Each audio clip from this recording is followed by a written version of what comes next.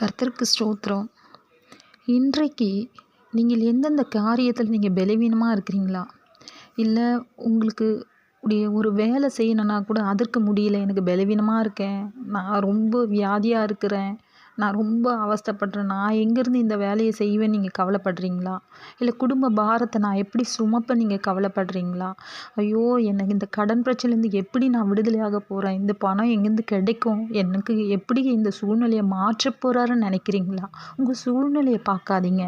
கர்த்தருடைய வார்த்தை சொல்கிறது, பலத்தினாலும் அல்ல, பராக்கிரமத்தினாலும் அல்ல, என்னுடைய ஆவியினாலே ஆகும் என்று சேனைகள் கர்த்தர் சொல்லுகிறார். அதனால் உங்கள் சூழ்நிலையை நீங்கள் பார்த்தீங்கன்னா எதுவுமே நடக்காது. உங்களுடைய சொந்த பலத்தை பார்த்தீங்கன்னா நடக்காது.